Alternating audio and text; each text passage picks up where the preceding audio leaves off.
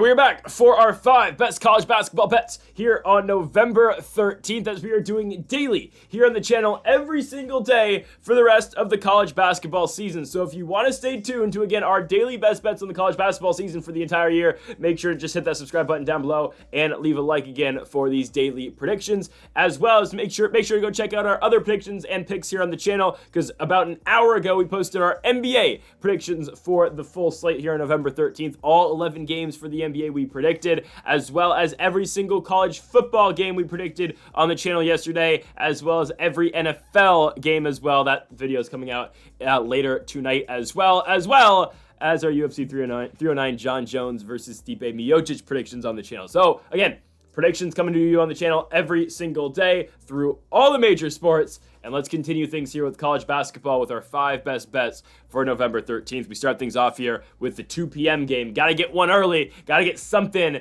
to get the blood pumping.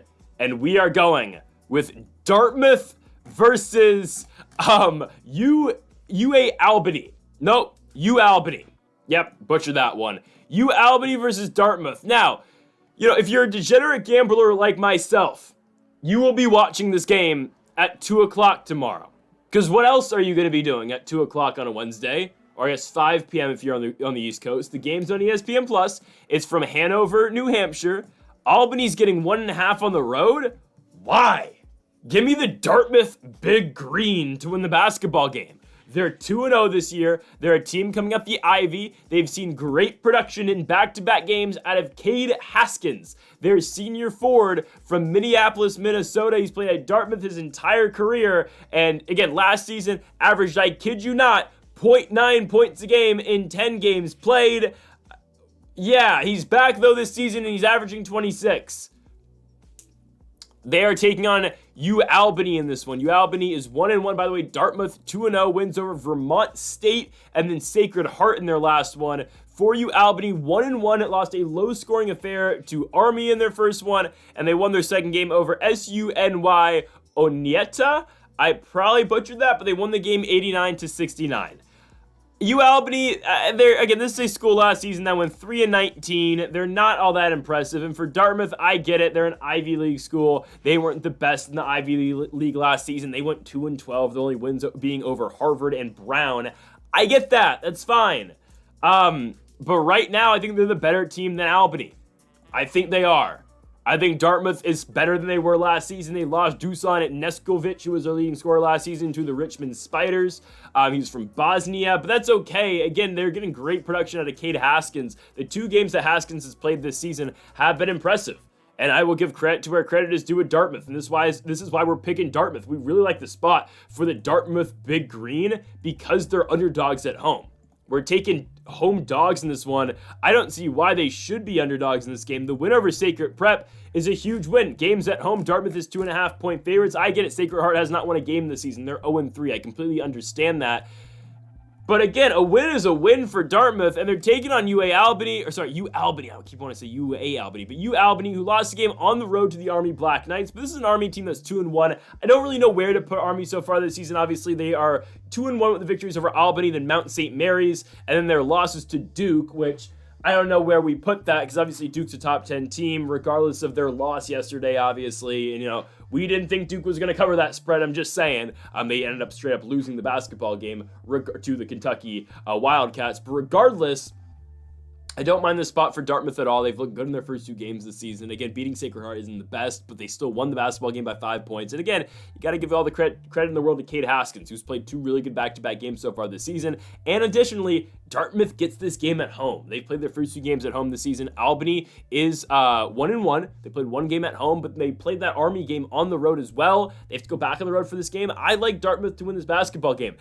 Albany's going to play Puerto Rico in a couple weeks? What is Puerto Rico Mayagayas? Sorry if I butchered that. They're playing a team in Puerto Rico next week. What? Anyways, give me Dartmouth to win this basketball game. They've been playing better basketball. The games at Dartmouth, these teams I think are evenly matched. I think they are. But what sets me over the top with Dartmouth is that they're at home. Give me Dartmouth. Give me the big green to win this game. They'll cover the 1.5 points, obviously, but we're taking them to straight up win the basketball game. Give me Dartmouth in the opener for us at 2 p.m. Next up, we go on to Jacksonville State versus Georgia State. Now, I still have not actually rewrote the ban list. I haven't. It still got crumpled in my backpack when I went to Oregon a couple days ago. But I promise you, we'll have a new ban list soon. I'll actually have it printed out. I'll probably put some like cool logos on it. This is the last time you'll see the crumpled up ban list. But guys, this is what it is. Still has not changed. We have got the New Orleans Pelicans. Yes, Louisiana Tech football. Never picking La Tech. University of San Diego basketball. Jacksonville State basketball. So you know what we do with that? We pick against the Gamecocks. We're saying no to the Gamecocks. Give me the Georgia State Panthers to go on the road to Jacksonville, Alabama, and win this basketball game. Why? Because Jacksonville State is atrocious. They had 2 11-0 runs in that Air Force game, and they still lost. Now, I wouldn't be making this pick if it wasn't for Air Force's loss to Long Island University. If Air Force didn't lose that game a couple days ago, I would have no reason to pick against Jacksonville State here. Even though they're banned, I would have just stayed away from the game completely. But now, you know what? I gotta throw in my 2 cents. We are picking the Georgia State Panthers to win this basketball game. Why? Because Jacksonville State losing to Air Force shows they're not good, because we just saw what Air Force did, okay? Tyler Huff's not here to save them. This isn't football. Give me Georgia State to win the basketball game. They're 1-1 this season. They won a home game against the Ball State Cardinals in their first one. It is what it is. Good victory, right? The team got led in scoring by Cesar Edwards in that game, their senior center out of Hartsville, South Carolina. And then they lost their next one on the road to Mississippi State. That's fine. Gonna lose on the road to an SEC school. I'm not concerned about it. How are they going to adjust, and how are they going to play on the road in Jacksonville, Alabama? I think they're going to play just fine. I'm going to be honest with you guys. Jacksonville State doesn't have that it factor. They don't. They have Jaron Pierre Jr. He's their main guy. The rest of the team, it's just everybody else. It's Pierre, then the rest of the squad.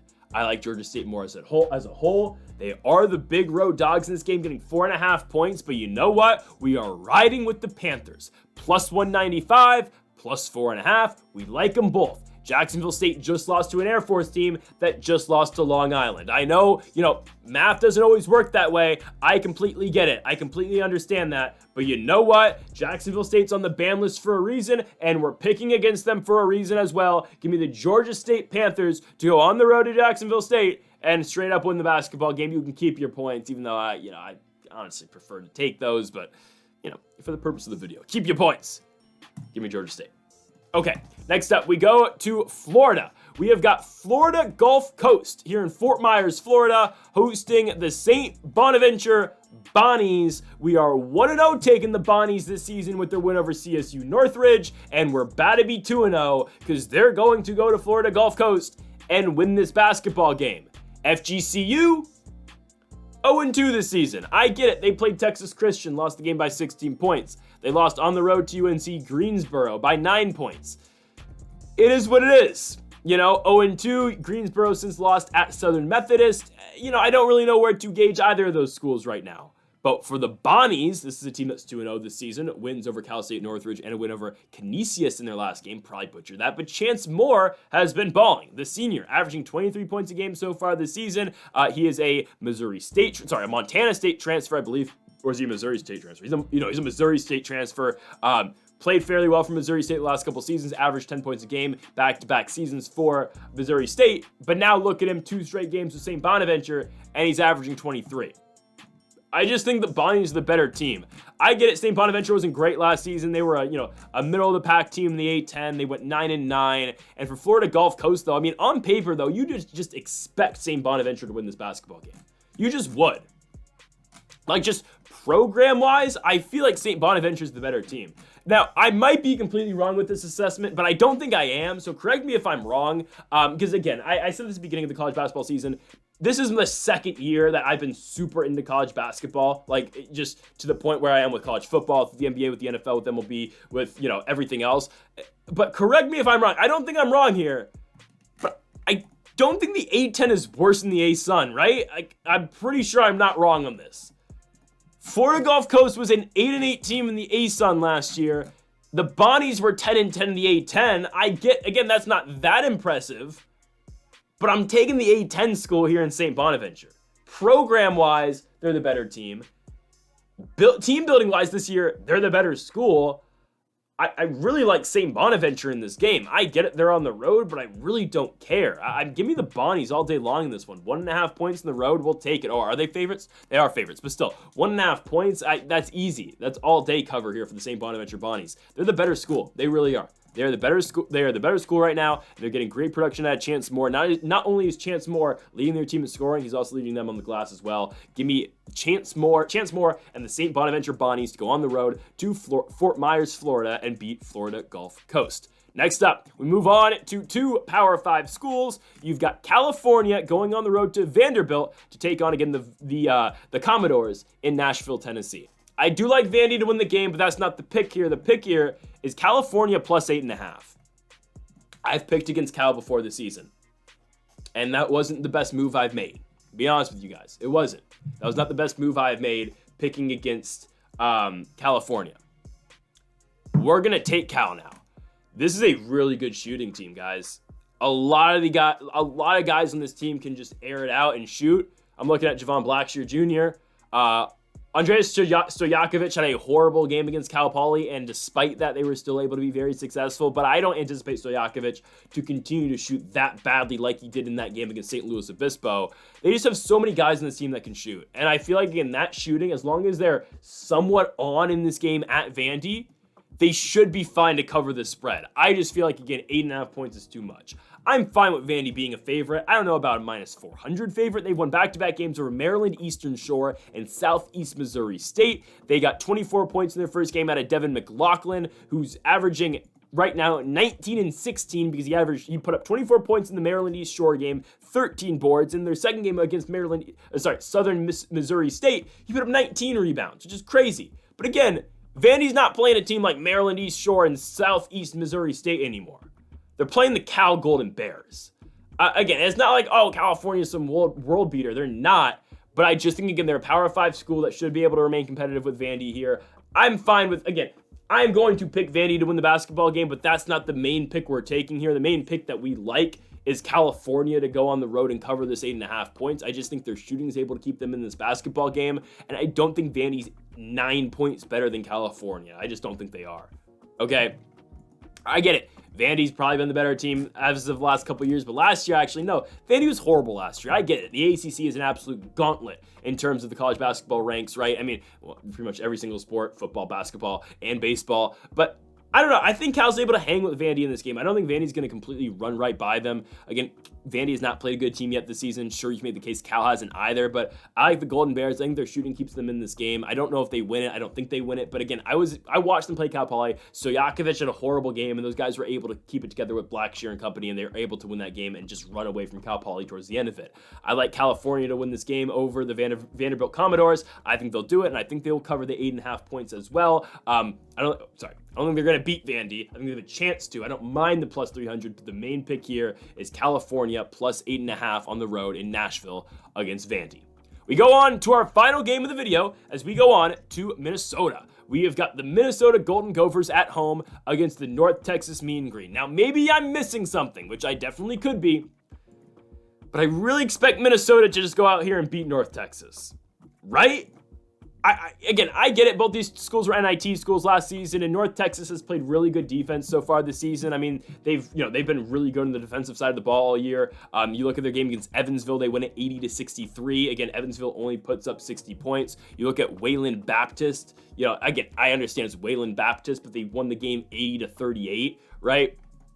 The North Texas Mean Green have been playing really good this year, but the same can be said about Minnesota. Minnesota hasn't been playing the best squads either. I get it. They barely got by Omaha in their last one, 68-64, but they beat Oral Roberts in the first game, 80-57, a team that historically has been very good. I get it. Again, they're not the same powerhouse that they were a couple years ago, obviously, but still, I like what Minnesota does. Again, they brought back, of course, in the offseason, Dawson Garcia, and Dawson Garcia is this entire team. That's what they are, right? The former UNC and Marquette product came to Minnesota a couple seasons ago, was absolutely dominant. Watched him last year, obviously, in the Big Ten. He was pretty damn good, averaged 17.5. He's averaging 27 so far in our game this season. Dawson Garcia alone, his presence, not to like glaze the guy here, because this is kind of like Dana White, John Jones glazing a little bit here, but his presence alone changes basketball games, because the way he's able to score, because the way he's able to bring down rebounds as well. I mean, you look at Minnesota's points per game averages so far this season. You got Dawson Garcia with 27, then Lucy Patterson with 9, Trey Edmonds with 9, Parker Fox with 9, then Mike Mitchell Jr. with 6.5, and then everybody else.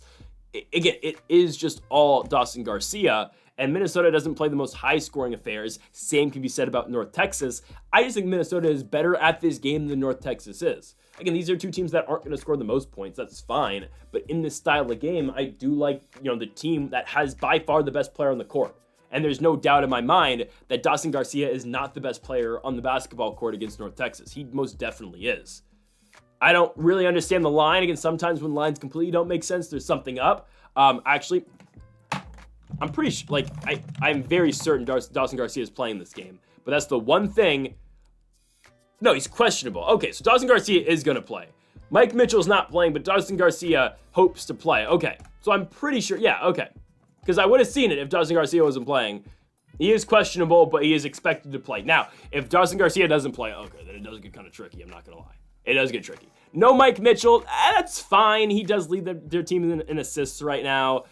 They'll be okay. They'll be okay without Mike Mitchell. I think Mike Mitchell is a good player, obviously. Former Pepperdine guard. He went to Midi, over in, obviously in the Bay Area as well. Not a bad basketball player, but Dawson Garcia obviously changes the game. I'd expect Dawson Garcia to give it a go, especially without Mitchell playing, because again, if both those guys don't play, then Minnesota is in trouble against North Texas. Still, I wouldn't feel horrible about Minnesota winning the game. Again, we'd expect Dawson Garcia to play, but if Dawson Garcia doesn't play, again, take this with a grain of salt. If Dawson Garcia doesn't play, Minnesota is going to get plus money at home against North Texas. I get it. Their best player is not playing. Still, I think it's worth a sprinkle if Garcia doesn't play, and then you get Minnesota at plus money.